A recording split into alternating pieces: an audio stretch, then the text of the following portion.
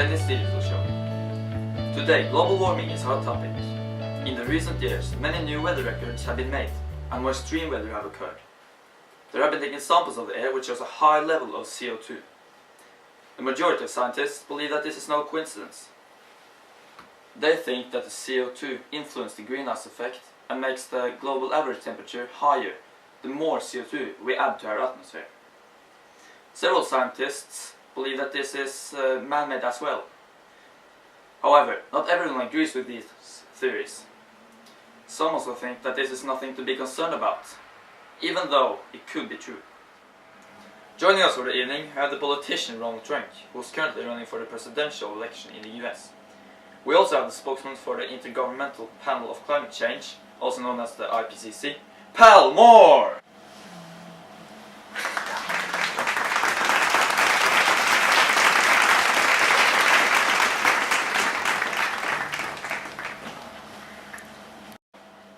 Today we will discuss whether global warming is man-made or not, and if we actually should be concerned about it. Ronald, what is your opinion about this? Well, first off, there's a lot of evidence both for and against global warming. But show me the evidence that man-made CO2 is the reason why our planet is supposedly warming up. There are many different reasons why. The time period scientists have measured and the samples of the air has been over a too short time period. 100 years of the Earth's lifetime is nothing. I mean, honestly, that's proof enough. This means that this research and so-called proof everyone believes is not reliable enough for me and for the major population in the US. You have a comment to this, Palmore? Well, with various precise scientific methods, including measuring the CO2 density in bubbles of air trapped inside the ice in both the North and the South Pole, both we at the IPCC and NASA have concluded that the correlation between CO2 and temperature of the globe is a fact. We call this the anthropogenic climate change, which means climate change caused by humans. I will now show you a graph representing these results from some of these excavations with samples from over 400,000 years ago. Take a look at this graph. My colleagues from Antarctica, from the IPCC, have developed this graph which can tell us something about the atmospheric CO2 levels. These numbers are from small particles in the ice for over 400,000 years ago, and for these 650,000 years ago the atmospheric carbon dioxide has never been above this line. In 1950 there were about 300 parts per million CO2 in the atmosphere, and take a look at the current level. With over 400 parts per million, this is at all high, and we could only imagine what will happen in the future. Here, Ronald, you can see the correlation between the atmospheric CO2 levels and the global temperature. 400,000 years ago, this was the global temperature, and this was the atmospheric carbon dioxide level. These cycles have followed each other for many millennia, and in recent years we have seen that the graph of the global temperature is a little bit delayed compared to the graph of the CO2 levels. So the temperature has not yet caught up with the CO2. You could only imagine what will happen when the temperature will catch up with the CO2. The CO2 that we are producing by burning the oil and gas are already carbon taken out from the cycle. So we're just taking that back up and bringing it back to the cycle. I don't really see the problem here. Shouldn't we be trying to establish the original way? Let's take this a step back. Does CO2 actually affect the greenhouse effect as much as we think? And is it true that it's man-made and not part of any natural cycles that have been going on for thousands or maybe millions of years? Well, the greenhouse effect is a natural effect, but we humans are expanding it with our massive consumption of goods and corresponding emission of CO2 and other greenhouse gases. And not only this, but deforestation And, for example, burning fossil fuels contributes immensely to the concentration of CO2 in the atmosphere. That, by the way, just passed 400 parts per million, and it's still increasing. No, the CO2 doesn't affect the temperature as much as they claim. The small temperature change we're noticing is natural changes. And even if the temperature is rising, who says it's bad? Does the scientists know the optimal temperature for the Earth? Who knows, maybe it's a bit warmer, maybe 2 degrees warmer. So they can't claim that climate change is bad. A short while ago, we were worried about the new ice age. And now we're worried about global warming. I mean, if the Earth is warming up, shouldn't that just be good? Shouldn't we be happy? We know that CO2 is one of the climate gases we blame for the global warming, but are there other and worse gases? Well, why I have a problem grasping the seriousness of this so-called problem is because it's scientifically proven that millions of years ago the dinosaurs caused as much of global warming or greenhouse effect as it is now, because they were just farting and releasing methane gas. So can you take it serious when a bunch of lizards just walking around farting is as worse as us driving and producing technology? I think it's just hilarious. But is CO2 the most common climate gas in our atmosphere? Well, water vapor is actually the most abundant greenhouse gas in our atmosphere, but it's not nearly as effective as, for example, CO2 or, as you said, methane. However, methane is not such a big threat to our climate because it is so rare. Well, here I have a picture of a glacier from Alaska, and a scientist claims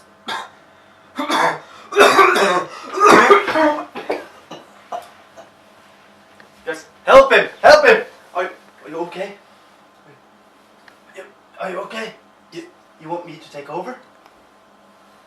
Yes.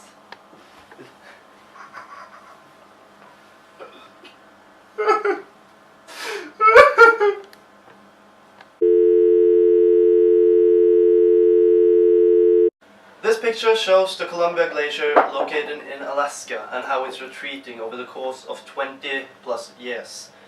As we can see, the picture was started in 1980 and it retreats year by year up and up and up and up through the valley until it's almost completely pulled back, as you can see here in 2001.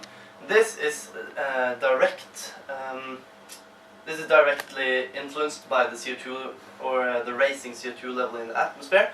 And Palmore, can you explain us why this happened? Why are the glaciers retreating? And is this something that only happens here, or is it happening all over the entire globe?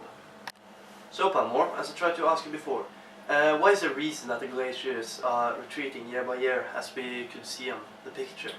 Well, thank you for bringing this up, Dennis. You see, glaciers and other lands covered by ice and snow are actually a very important factor in both the retardation and the potential growth of the global temperatures. Ice and snow and other bright surfaces have something called a high albedo, the ability to reflect rays from the sun up in space again without warming the ground further.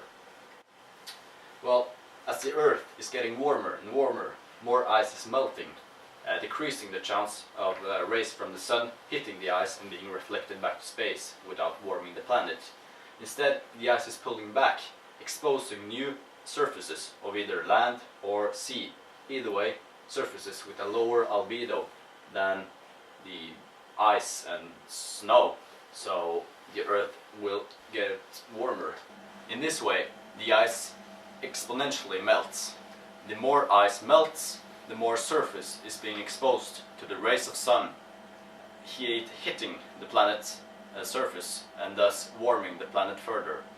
It's a vicious cycle, only to be stopped by us humans who started it. Well, that was pretty convincing, but there are always different ways to interpret the facts or the data. Donald Trump, what can you say about this? Well, the ice has been melting all the time since the last ice age. So isn't it just natural that the ice comes and goes? And isn't it just good that we're just postponing the next ice age? And why should we care about the ice melting? Why should we care about some animals so far away from us dying? I mean, isn't it survival of the fittest? Shouldn't the best adapted survive? And should we be worried about our own, taking care of the human population, not being worried about something that doesn't concern us so far away? This gift right here shows us the global average temperature over a duration of the past 60 years.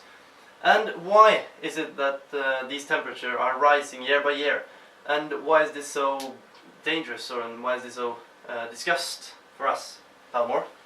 Well, this is a direct consequence of the global warming that we humans have caused by our massive CO2 emissions. And what we see here is that the global temperatures are rising mostly in the northern and southern areas, which are the most vulnerable to these types of changes. Why is this that the changes that happen to the North and the South Pole are such dangerous and such disgust for us? Well, these places are the places where there is most ice on the entire planet. And as I talked about before, this melting of the ice will further increase the effect of the global warming. This shit like this is exactly why I don't believe in global warming. If you want to make an actual argument, why would you make a GIF like this where it looks like it gets much warmer than it really is? I mean, in reality, it's just perhaps 1 degree in about 60 years. So who cares? Who cares about 1 degree? What is 1 degree between day and night, or between summer and winter? It's nothing. Why should we care? We talked about the different causes and such for global warming, but what are actually some more direct consequences that we can actually see and experience for ourselves? Well, the extreme weather is getting more frequent and serious, and we're noticing that the deserts are spreading. Yeah, well that's a real big problem. If global warming is real, and that's a big if, and it becomes warmer around the equator, and then it must become warmer up in the north. So people living up and around the equator and that are being affected by the desert spreading can just move up further north. Then only the north will be much more inhabitable. Well, I thought you disliked immigrants, Mr. Trunk.